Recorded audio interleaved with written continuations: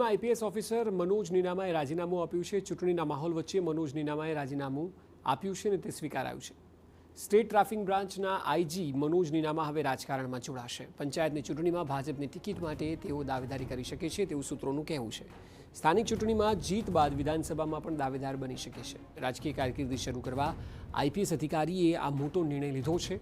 Manoj Ninama state ટ્રાફિકના IG તરીકે ફરજ બજાવતા હતા, ત્યારે નિવૃત્ત થાય તેના થોડા જ સમય પહેલા તેમણે રાજીનામું આપીને ચર્ચાએ હવે જોર પકડ્યું છે। અગાઉ પણ આઈપીએસ મનોજ નીનામા રાજકારણમાં પ્રવેશ મેળવવા અંગે ચર્ચામાં રહ્યા હતા, ત્યારે હવે તેઓ સ્થાનિક સ્વરાજની ચૂંટણીમાં ઝંપલાવીને રાજકીય કારકિર્દીની શરૂઆત કરવાની સંભાવના છે।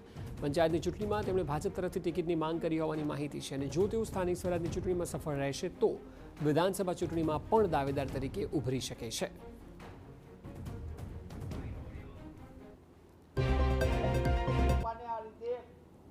ઉમેદવારો ગોતવા માટે અને એક બાજુથી ઉમેદવારની પરાપરીની વાતો કરે છે, પણ દેવતુલ્ય કાર્યકર્તાઓ જે કાયમ કહેતા હોય છે એ તો કોંગ્રેસે કટાક્ષ કર્યો કે ભાજપના સામાન્ય કાર્યકરોને અન્યાય થાય છે।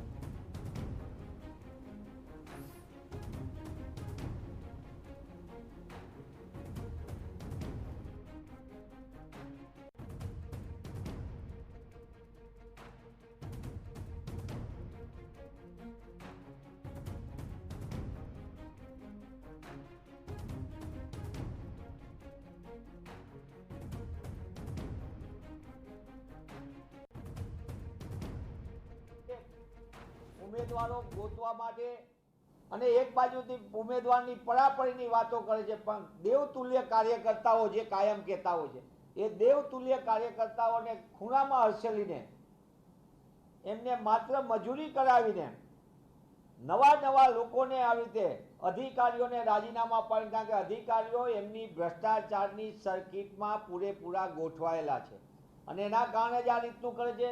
મને ભાજપાના કાર્યકર્તાઓ પ્રત્યે અતિ સહાનુભૂતિ